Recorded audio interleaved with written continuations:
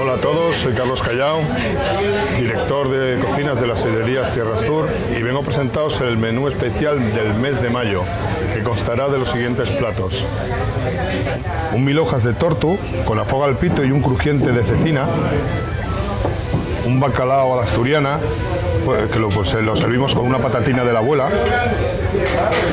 y un filete al queso de pitu relleno de queso oscos.